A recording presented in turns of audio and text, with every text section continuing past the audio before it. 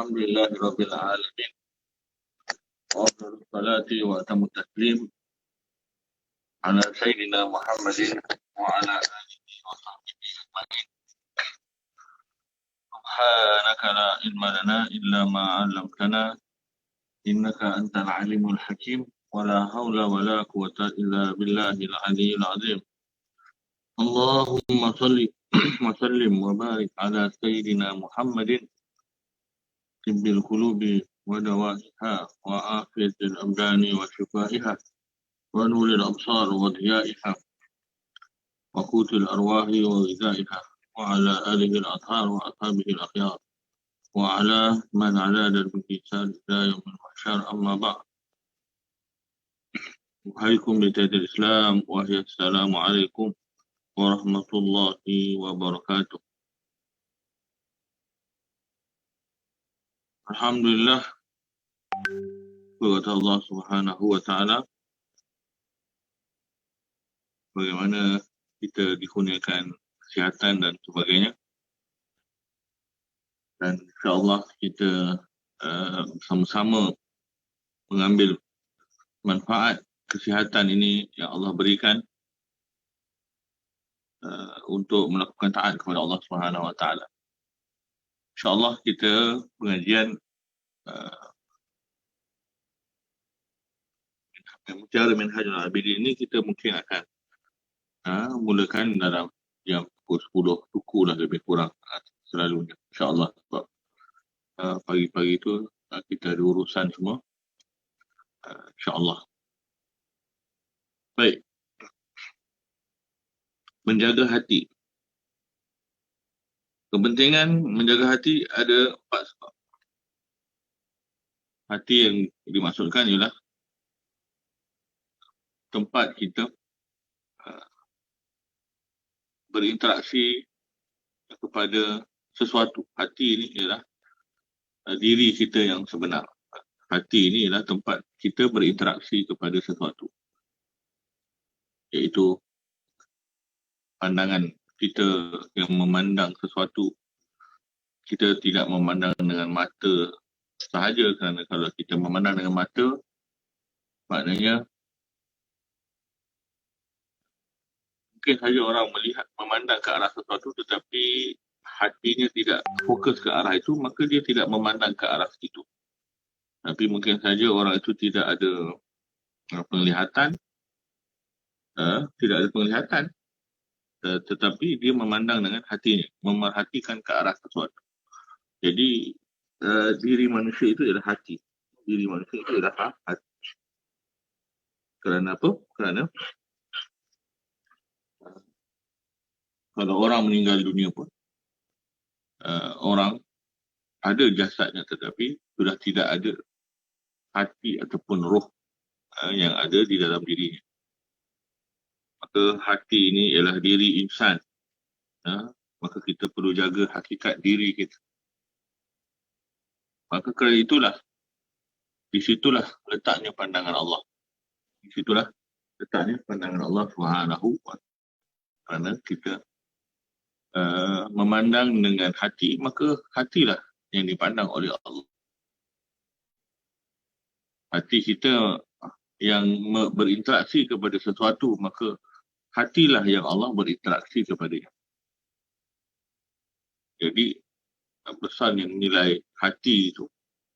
Dan hati itu ialah diri kita, yang itulah jadi tempat pandangan Allah. Bahkan hati menjadi tempat pandangan Allah kerana Allah tidak mahu memandang kepada tempat yang orang lain pun akan pandang, iaitu zahir kita. Zahir kita ini orang lain pun pandang. Jadi apa yang kita zahirkan belum tentu kita zahirkan kepada Allah. Mungkin kita zahirkan untuk pandangan manusia. Jadi Allah tidak akan menyertai pandangan yang menjadi tempat pandangan selain Allah. Kerana kita sendiri nanti akan keliru. Siapakah yang kita mengharapkan pandangan? Kalau kita banyak menjaga hati kita, maka sebenarnya kita sangat menjaga pandangan Allah dan mengharapkan pandangan Allah. Tetapi kalau kita banyak menjaga zahir kita sahaja, maka sebenarnya kita sentiasa mengharapkan pandangan makhluk. Jadi Allah memberi kita pilihan. Sama ada kita ingin mengharap pandangan Allah ataupun mengharapkan pandangan makhluk.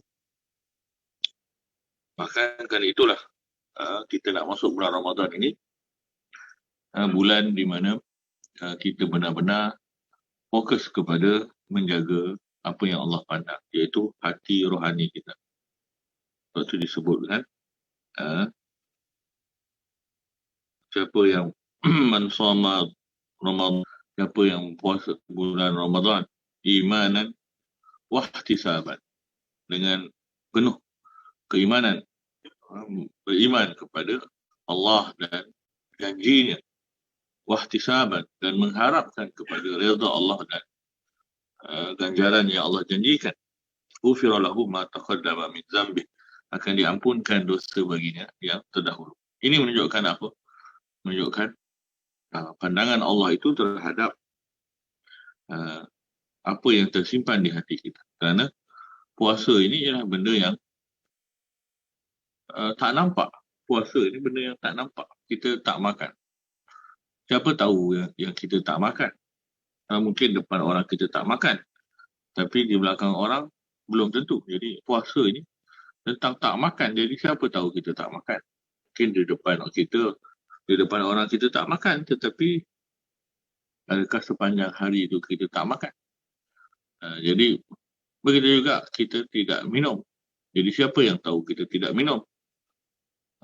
Dan menahan segala perkara-perkara yang membatalkan, merosakkan pahala puasa.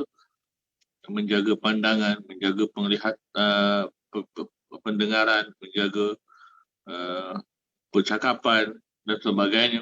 Jadi siapa yang tahu kita benar-benar menjaga segala perkara-perkara itu sepanjang puasa.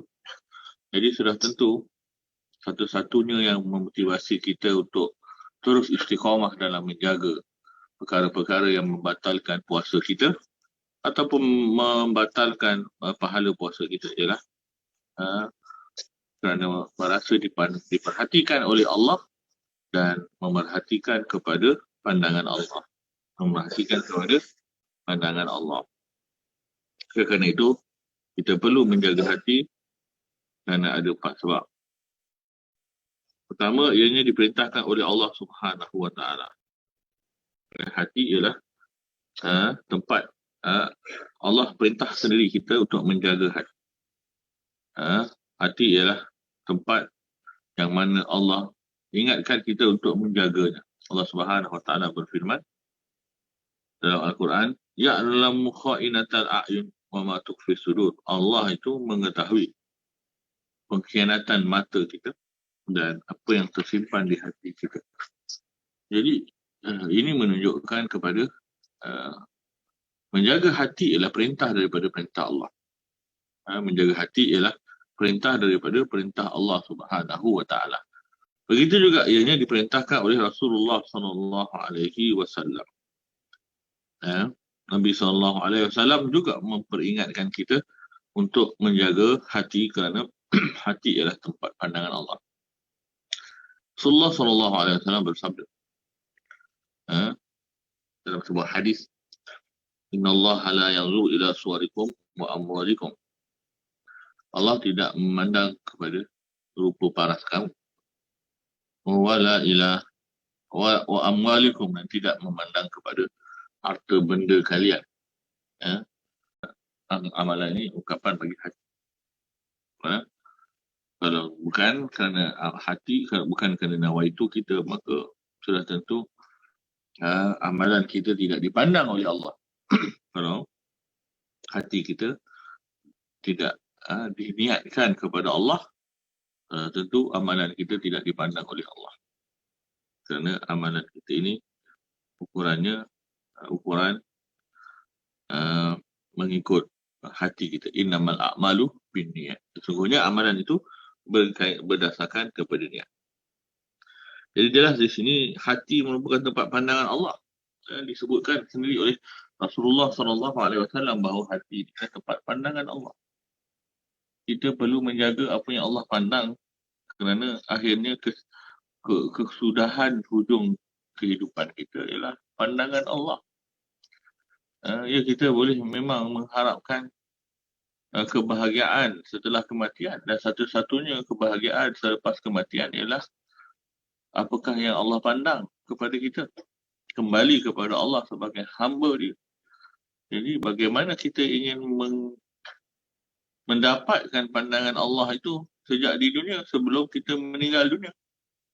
Jadi cara untuk mendapatkan pandangan Allah sejak di dunia ialah dengan melakukan semua perkara yang Allah perintahkan. Ini semua kerana Allah, ikhlas. Jadi perkara-perkara yang penting dalam kehidupan kita, yang paling penting sebenarnya ialah apa yang menyelamatkan kita di akhirat kelak dan yang membawa kepada kebahagiaan kita di akhirat. Inilah yang disebut sebagai besarnya kepentingan menjaga pandangan Allah. Akhirnya kita akan kembali semula kepada Allah. Kita dah masuk kubur, tak ada orang boleh perhatikan nasib kita. Bagaimana kita jadi jenazah di dalam kubur. Orang paling hebat pun, paling kuat pun, orang boleh melihat batu nisan yang ada di atas permukaan kubur kita. Orang hanya boleh lihat kubur-kubur ataupun batu nisan dan tulisan-tulisan yang ada di atas nisan tersebut. Orang tidak tahu lebih daripada itu setelah itu. Jadi sebagaimana kita hayati betapa kehidupan ini akhirnya akan berakhir kepada pandangan Allah, maka sejak dari dunia ini kita perlu mementingkan pandangan Allah. Sangat hairan bagi orang yang mementingkan penjagaan wajahnya yang merupakan tempat pandangan makhluk. Dia membasuh dan membersihkannya daripada segala kotoran dan menghiasinya dengan segala bentuk perhiasan agar makhluk tidak melihat sebarang keaiban pada wajahnya. Tetapi tidak mementingkan penjagaan hati yang merupakan menjadi tempat pandangan Allah. Jadi hati ialah wajah kita kepada Allah. Hati ialah wajah kita di sisi Allah. Kita jaga wajah kita, penampilan kita, supaya orang tidak memandang buruk kepada kita. Macam-macam yang kita usahakan. Ada facial, ada pergi buat terapi, macam-macam usaha. Kadang-kadang dah sampai pakai bulu mata palsu. Ada bulu mata palsu, ada yang pakai bulu hidung palsu. Ada. Bulu hidung palsu tak ada. Tak ada. Tak ada. Tahulah bulu hidung palsu ke kan? Kita pun tak tahu. Macam mana orang pun nak terlalu menjaga pandangannya, tetapi akhirnya lubang kubur juga yang dia pergi. Lubang kubur juga yang dia pergi. Tak ada dah apa yang dipandang oleh manusia. Sekejap saja. Tetapi pandangan Allah ini kekal. Pandangan Allah ini kekal sampai kita lepas mati. Hairan kita kenapa tak menjaga pandangan hati kita, kerana kita ini lalai daripada hakikat kita ini akan kembali kepada Allah. Bila kita kurang memperhatikan makna kita ini akan kembali kepada Allah, maka kuranglah perhatian kita terhadap apa yang dipandang oleh Allah.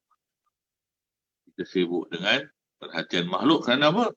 Kerana kita lupa bahawa kita akan kembali kekal selama-lamanya kepada Allah. Jadi begitu cerita. Sedangkan jika makhluk melihat kekotoran pada hati tersebut, juga pasti mereka akan menjauhi dan meninggalkan. Penyakit hati kita, kalau orang boleh hidu betapa kita ni ada takabur, betapa kita ni ada hasad, betapa kita ni ada segala sifat-sifat mazmumah, boleh dihidu oleh manusia, manusia pun akan meninggalkan kita. Tetapi manusia hanya tengok pakaian kita, rupa kita, dan sebagainya. Jadi manusia tidaklah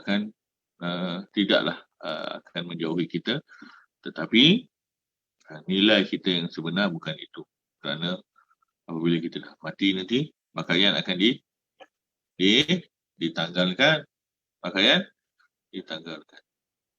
Rupa akan menjadi apa? Rupa kita akan menjadi binasa, krepot. Betul. Kulit-kulit semua akan koyak hancur, dimakan oleh ulat dan tanah.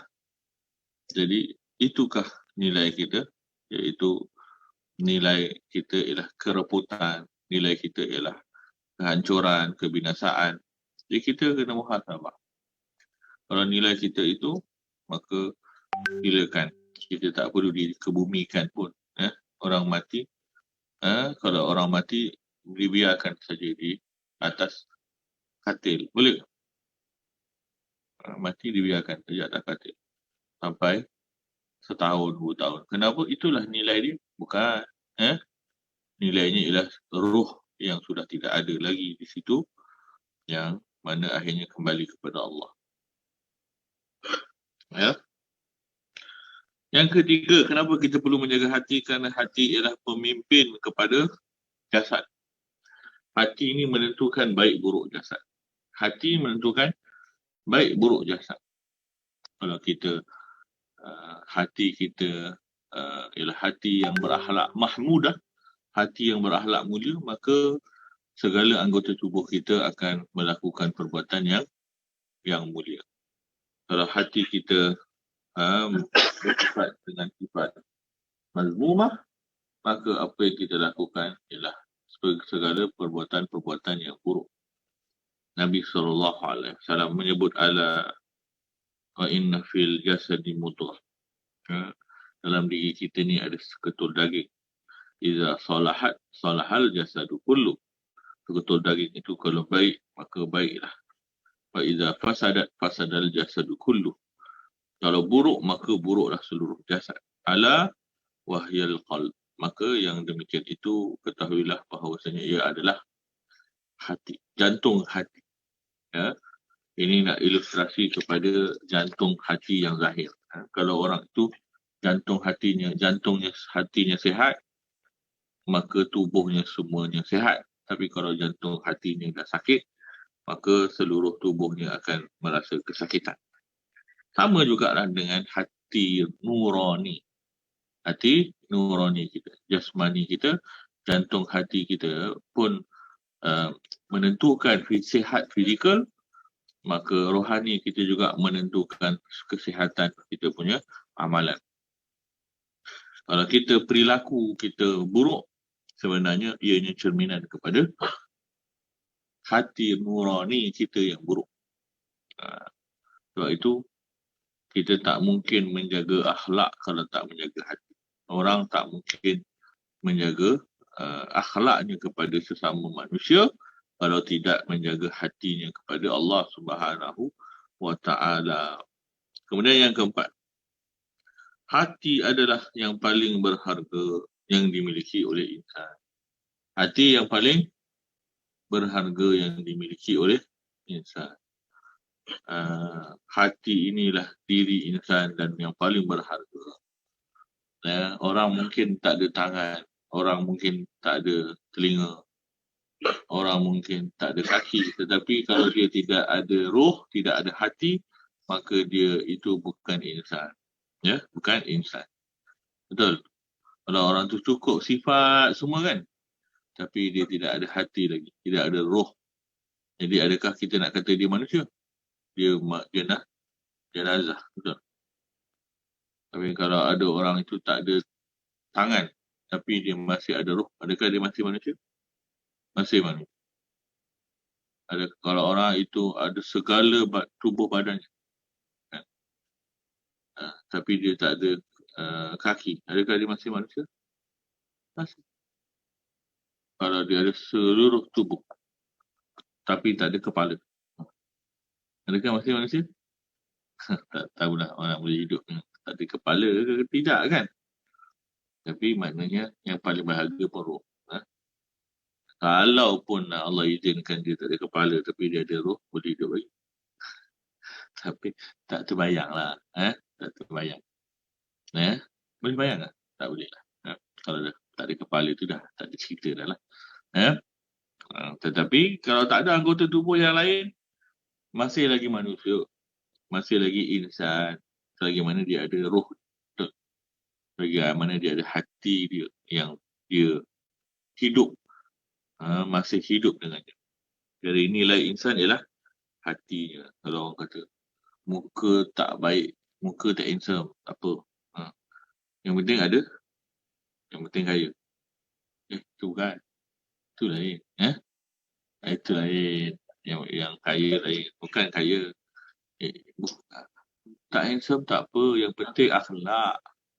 Bukan yang penting kaya. Yang penting akhlak. Kaya pun tak ada akhlak. Tak jadi juga. Betul. Kaya kalau tak ada akhlak, lebih miskin daripada orang miskin. Betul. Dah banyak harta pun masih lagi tamak. Kan kalau tak ada akhlak. Masih lagi nak menjatuhkan orang dan sebagainya. Jadi manusia ini rupa paras ini macam mana pun Allah ciptakan, yang penting Allah pelihara dan anugerahkan kita hati yang baik. Sebab tu kita kena jaga hati kita. Hati mempunyai 5 keistimewaan berbanding anggota-anggota yang lain, iaitu hati sentiasa menjadi sasaran musuh untuk bersifat was-was. Hati kita ni tempat sasaran was-was. Syaitan sentiasa memberi kita idea-idea yang buruk. Syaitan sentiasa memberi kita was-was, lintasan-lintasan yang merosakkan diri kita. Kat mana tempat lintasan tu? Kalau bukan di hati. Lintasan itu akan berlaku di hati. Bahkan hati ini kita tak buat apa-apa pun sentiasa menerima lintasan-lintasan buruk yang mendorong kita untuk melakukan perbuatan-perbuatan buruk. Jadi nak tak nak, kenalah jaga hati dengan baik. Untuk mengelakkan daripada was-was syaitan dan sebagainya, kita perlu memperbanyakkan zikrullah. Perlu memperbanyakkan zikrullah, zikir kepada Allah. Yang menyelamatkan kita mudah-mudahan dengan izin Allah ialah zikrullah. Hati kita ni sentiasa menerima hujan. Hujan apa? Hujan was-was. Hujan was-was. Kadang-kadang lebat, kadang-kadang tak lebat. Ini kembali kepada bagaimana hati kita mampu untuk menghadapinya. Kerana itu antivirus vaksin, antivirus kepada was-was syaitan ialah zikrullah, zikir kepada Allah. Dan yang kedua, kelebihan hati juga. Kelebihan hati berbanding anggota lain, kesibukannya lebih banyak daripada anggota lain.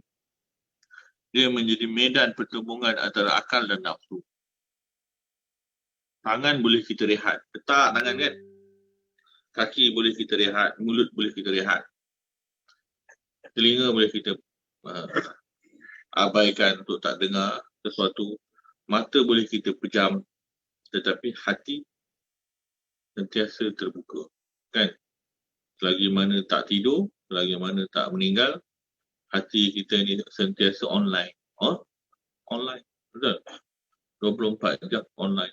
Kalau tak tidur. Kita duduk senyap-senyap pun datang lintasan hati kan. Aku ni duit tak berapa ada. Kan? Nak kahwin macam mana? Nak rompak bank ke? Dia dah datang.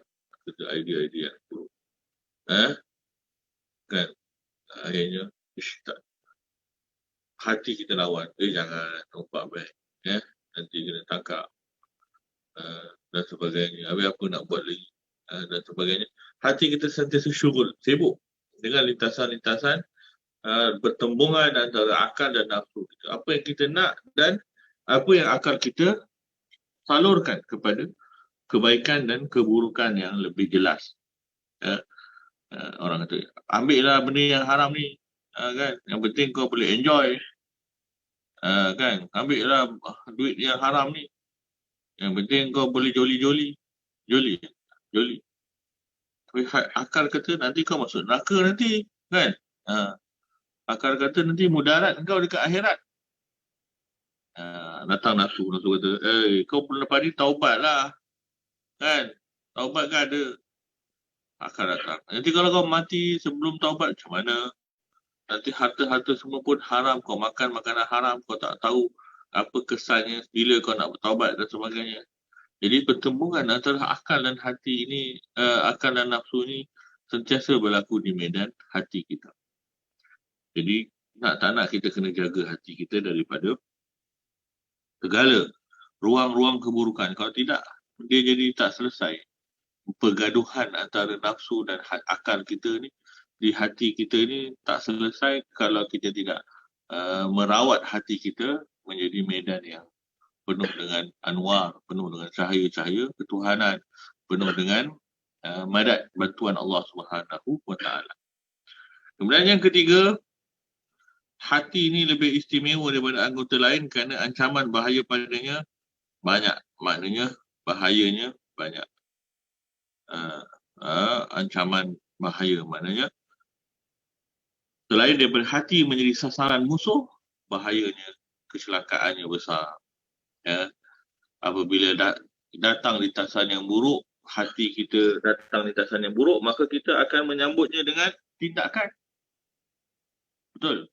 Hati kita datang lintasan yang buruk, maka kita akan hadapinya dengan tindakan. Datang buruk sangka kepada orang, maka perbuatan kita akan mengungkapkan buruk sangka itu dengan mengata orang, mengumpat orang. Akhirnya kita akan bersifat dingin dengan orang. Kerana apa? Buruk sangka. Hasad dengan orang. Hasad dengan orang pun akan menjadi ungkapan kepada bagaimana kita harap dia jatuh dan sebagainya. Ataupun kita takabur, ujub, bangga diri, sombong kepada orang. Maka kita sentiasa mencuba melakukan perbuatan yang boleh mengharapkan pandangan orang. Kita cuba melakukan amal ibadah sehingga orang kata kita lebih baik daripada orang lain. Jadi hati ini akan mendorong perbuatan-perbuatan yang merosakkan akhirat kita. Dalam keadaan kita sangka bahawa kita sedang menang dalam mengikut kehendak kita. Berapa orang yang suka menyakiti orang lain kerana hasad, tapi akhirnya dia menyakiti dirinya sendiri ketika di akhirat nanti dia melihat bahawa segala keburukannya ialah keburukan yang merosakkan dia di akhirat.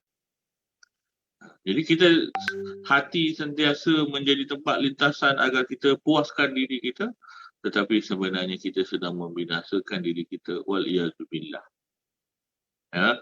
Seorang itu perlu berusaha untuk meninggalkan segala lintasan-lintasan buruk itu supaya tidak dilakukan. Maksudnya kita tidak melakukan lintasan-lintasan buruk itu. Paling kuat pun kita berusaha untuk mujahadah. Mujahadah itu menundukkan hati kita kepada ketaatan dan kehambaan kepada Allah. Sebab itu akhlak ini akan terbina daripada hati yang faham tentang Allah. Faham.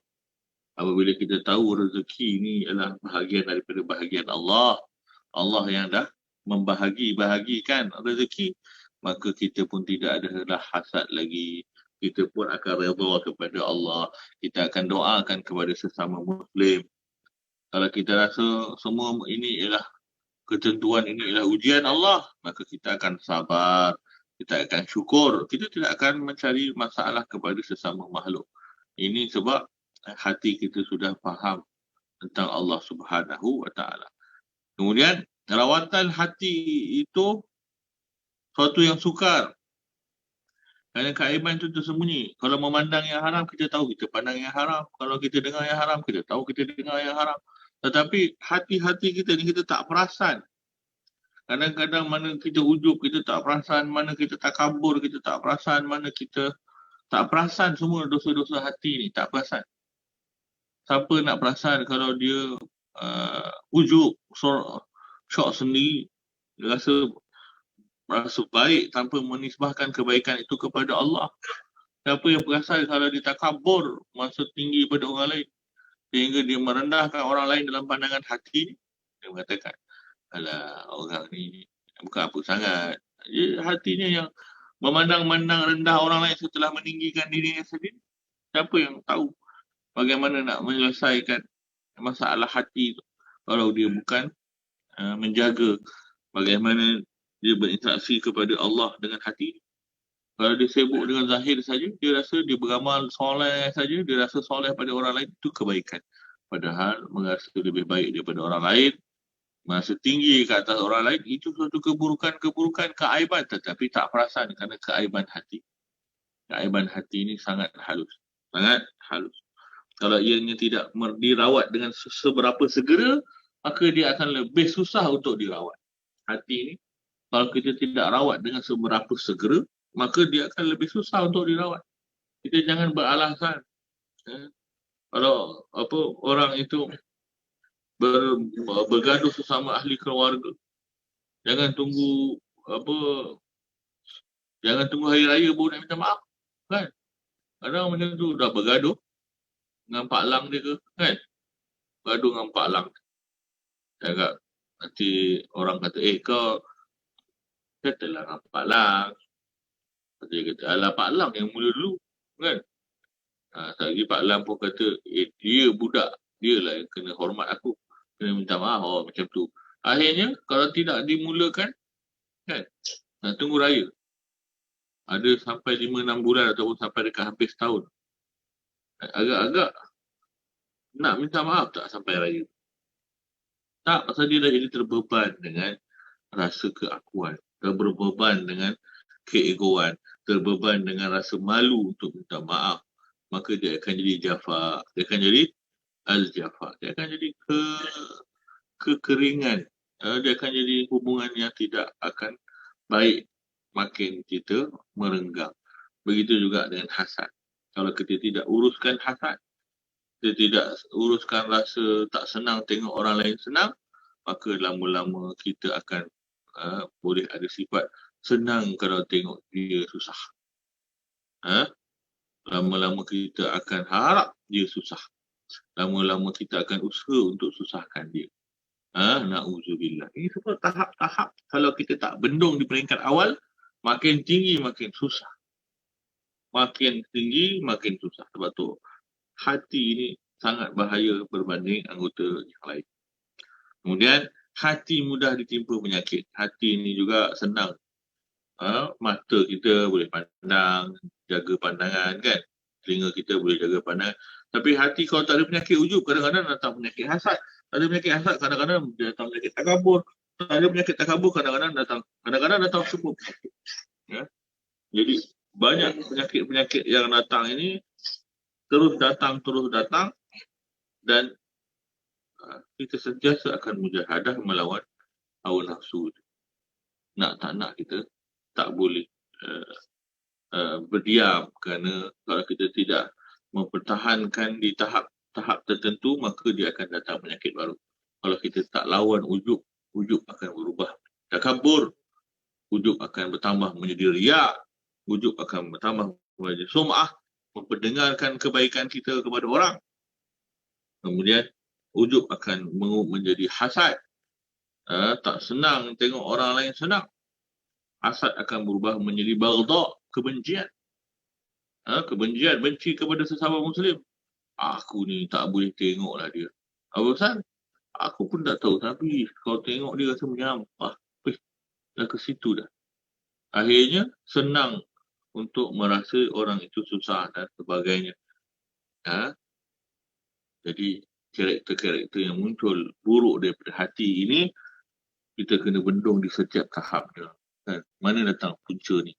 Kata saya, orang tak boleh sabar. Kenapa tak boleh sabar? Rupanya ada sifat ujub, sifat takabur yang menyebabkan dia tak boleh sabar dengan ketentuan Allah. Dia tidak boleh redha dengan Allah Subhanahu wa ta'ala. Jadi itu semua berkembang daripada satu penyakit ke suatu penyakit yang lebih dahsyat.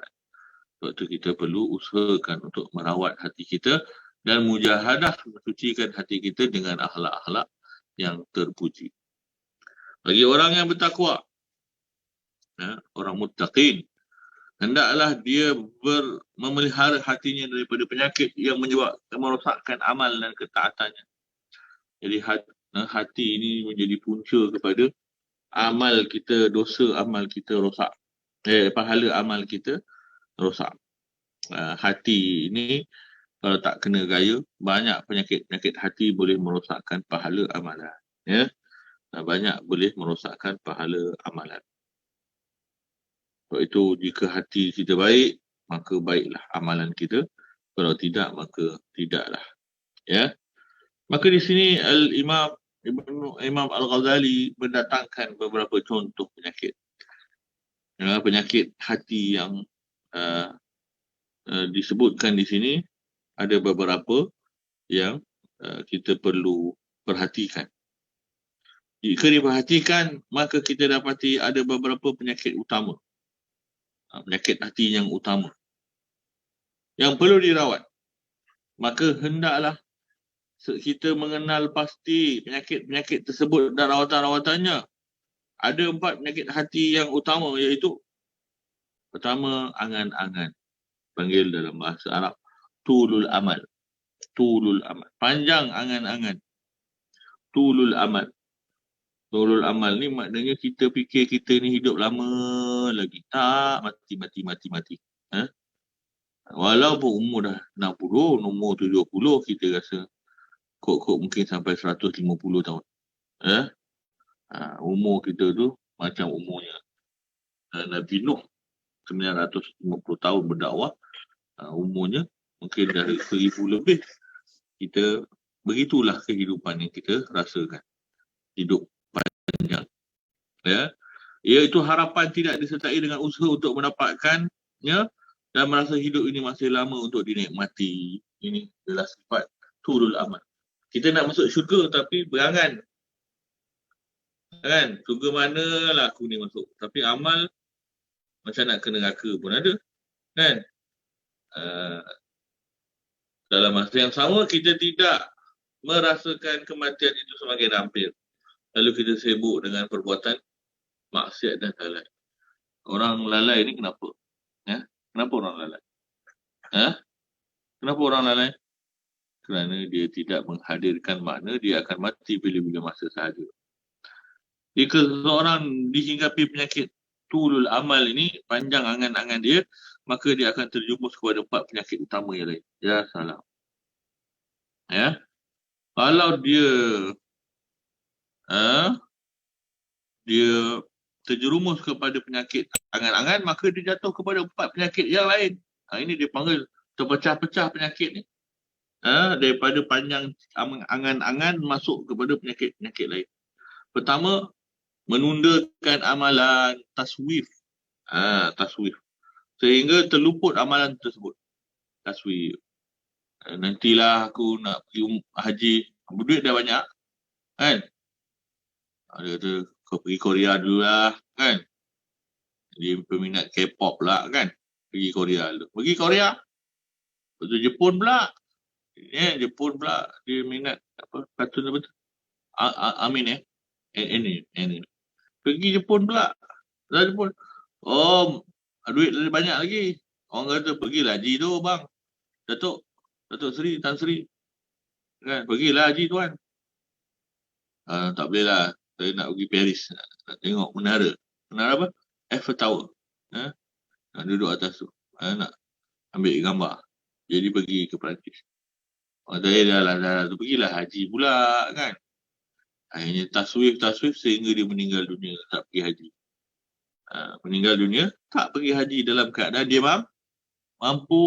Maka dia meninggalkan kewajipan. Bila dia dah mampu, dia kena segera pergi haji. Baik segala alam dunia dia pergi. Sampai tak pergi kepada haji. Masuk sampai ke alam barzakh. Tak sempat pergi haji dia. Pusing seluruh alam. Sampai ke alam barzakh. Tak pergi haji. Habis. Luput peluang. Luput peluang. Macam tu juga orang yang tak nak keluar zakat. Kan? Banyak harta dia. Banyak harta tapi tak nak keluar zakat. Habis nanti lalu saya fikir kemudian zakat. Zakat ni kalau zakat kena bayar mengikut haulnya kan. Kena ikut, dah sampai cukup dia punya haul dan ukuran nasab dia, nisab dia, maka kena bayar. Ditangguh, bertambah-tambah dia punya kewajipan. Akhirnya, fatahul al-waqt ataupun fatahul fursah. Luput baginya peluang-peluang dia beramal. Ini penyakit taswif. Menunda-nunda amalan sehingga tak sempat melakukannya. Waliyazubillah. Kemudian penyakit yang kedua daripada angan-angan ialah meninggalkan taubat Allah, menundakan taubat. Ini pun satu hal. Buat dosa, bang, taubatlah bang. Nantilah aku pun muda lagi. Kan? Nanti dah tua sikit kita pergilah masjid kan. Kita pergilah haji, umrah, cuci dosa. Cuci dosa, tak sempat dia. Meninggal pula dalam keadaan maksiat, waliyazubillah. Jadi menunda-nundakan taubat ni kepada orang yang ahli maksiat ini satu benda yang bahaya. Kita tidak boleh memperkecilkan Allah Subhanahu Wa Taala dengan menundakan maksiat. Bila dah buat maksiat, segera taubat. Faur. Kerana menunda-nundakan taubat itu juga satu dosa yang lain. Maka perlu kita taubat. Kemudian yang ketiga, penyakit daripada angan-angan yang boleh. Al-tama'. Tamak. Orang yang dia rasa dia hidup lama sangat ni, dia tamak. Dia buat rumah, satu rumah, kemudian dia beli rumah lain, dia buat sewa, dia beli rumah-rumah lain dan sebagainya. Tiba-tiba meninggal. Bukan satu rumah tu pun dia tak boleh tanam. Kalau orang ada 3 rumah, dia boleh tanam ke kat rumah tu? Boleh. Nanti dia kata saya nak meninggal, saya tak nak kubur, saya nak rumah saya yang ketiga. Canggih estate ada kolam renang. Boleh ke? Orang nak tanam dekat kolam renang. Boleh? Tak boleh. Tak jadi cerita dah. Jadi orang yang sibuk dengan dunia ini, tak nak fikir mati ini, tulul amal ini akan sibuk dengan tamak. Dia fikir alang-alang hidup biar seronok kan. Tengok keseronokan dia itu sampai menjejaskan hubungannya kepada Allah ataupun tidak. Kalau menjejaskan hubungannya kepada Allah, maka itulah seburuk-buruknya kehidupan dunia. Walaupun dia di dalam kesenangan duniawi, tetapi dia sedang menuju kesusahan abadi. Dia sedang menuju dalam kesusahan yang lebih lama. Kemudian penyakit yang keempat daripada tulul amal, daripada angan-angan yang panjang, ialah mengeraskan hati. Hati keras. Hati keras. Kalau kita ni banyak sangat lupakan akhirat, sibuk dengan keduniaan, tak nak fikir mati, hati akan menjadi keras. Keras daripada kebaikan. Keras daripada lintasan-lintasan kebaikan. Hati ni kalau dah mula keras, lintasan-lintasan baik susah nak masuk. Dengar tazkirah pun dengar je lah. Kadang-kadang pergi dengar khutbah, dengar je lah. Itu pun Alhamdulillah dia pergi masjid sembahyang jemaat. Dengar khutbah.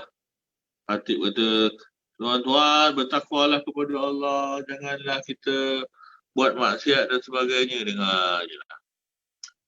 Dalam hati ni kata, apalah khatib menyepik ni kan. Dia pun hati dah keras.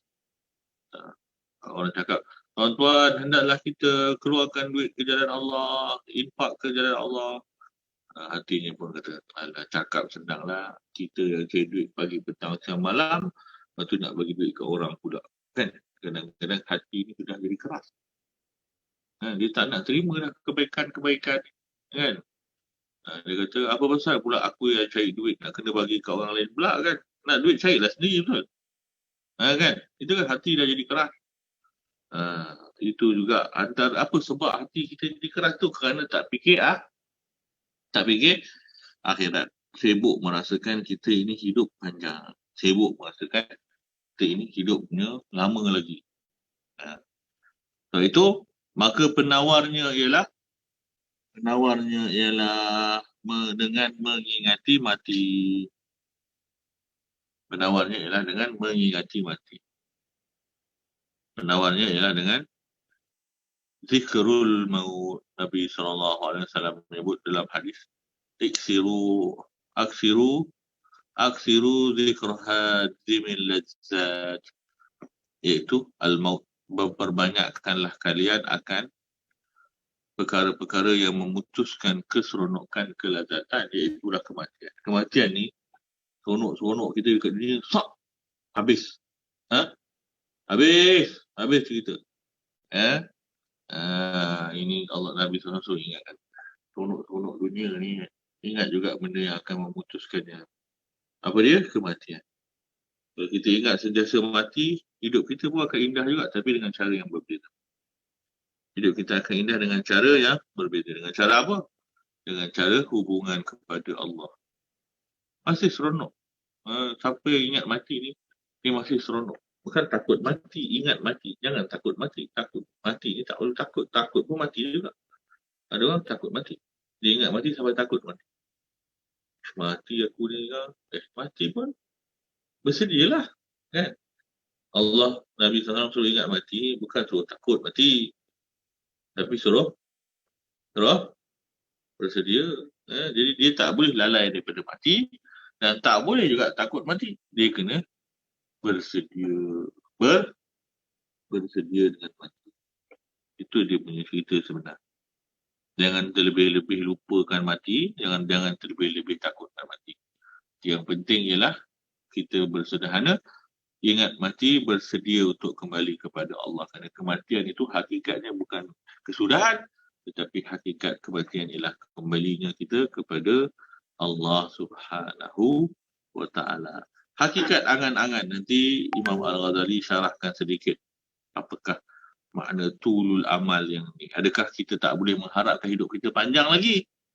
Kok-koklah kita harap hidup kita panjang tapi kita nak beramal. Bukan nak hidup panjang pasal kita nak ni. Jadi apakah ukuran sebenarnya mengharapkan umur kita masih panjang lagi? Kita selalu doa panjang umur ni, salah ke? Adakah kita dikatakan sebagai orang yang panjang angan-angan dia? Jadi ini juga perbahasan. Adakah semata-mata mengharapkan umur kita panjang itu menjadi angan-angan ataupun bagaimana? Jadi nanti kita akan lihat ada dua jenis angan-angan yang kita perlu pelajari supaya kita tahu ni apa sebenarnya yang tercela itu sampai kita hilang ingatan kepada akhirat. Wallahu a'lam. Naktafi bihadzal qadar. Aqulu qawli hadza wa astaghfirullahal azim li wa lakum wa li sa'iril muslimin wal muslimat. Assalamualaikum warahmatullahi wabarakatuh.